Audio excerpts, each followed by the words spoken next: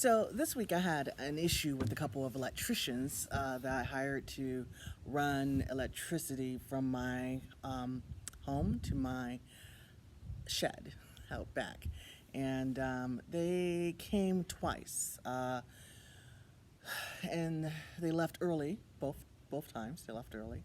And after their second visit, my landscaper pointed out, he actually showed me a video he took of one of the electricians in a shallow ditch they dug for the electrical wires. And I said, well, why didn't you say anything when they were here? He goes, well, I didn't know to say anything. And I said, well, please send me the video.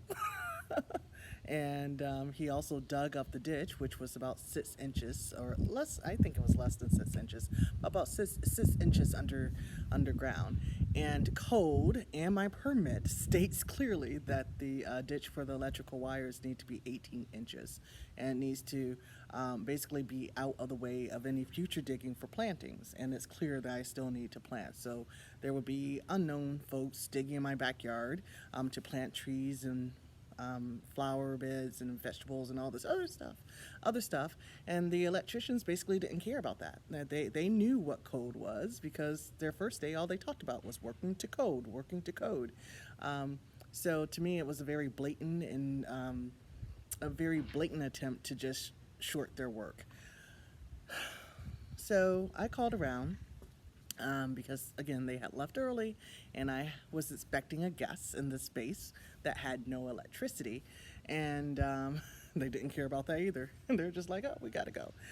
So I called around, got someone to come out to do an emergency rigging so I can have some electricity in the space for my guest when she arrived later that evening. And that electrician was like, you have a mess here. He said, none of this is going to pass inspection. He goes, not only that, it's dangerous, you know. And I said, well, you know, thanks for confirming. I said my landscaper had pointed out quite a bit. And he was like, good call to your landscaper, because, yeah, he probably saved you quite a bundle for, you know, for one, not having to redo this once they skip town on you. I was like, okay, that's good to know. So I had to call the company back that I had originally hired.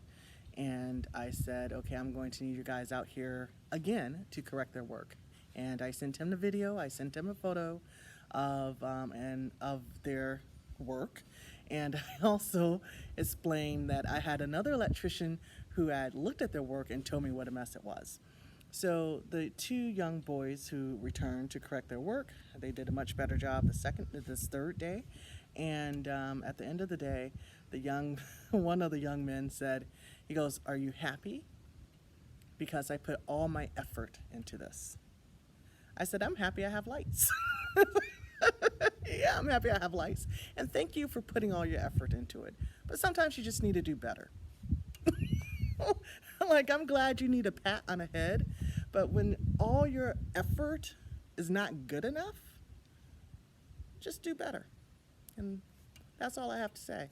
That's why I shared with the two young men who thought that they could get over on me by basically just looking like they were working, but not actually working, and then claiming that they did their best. Well, your best isn't good enough. Your best is dangerous. Your best is costing me money and time. Your best is endangering people that I will have work after you. So no, your best is not good enough. Your best effort was not good enough. And if this was your best effort, maybe this is not the role that you need to work in life. Do something where you won't endanger folks and waste people's time, money, and resources. So that's my word for the day. When your very best effort is not good enough or is not enough for the task, simply do better. Thanks. Be blessed.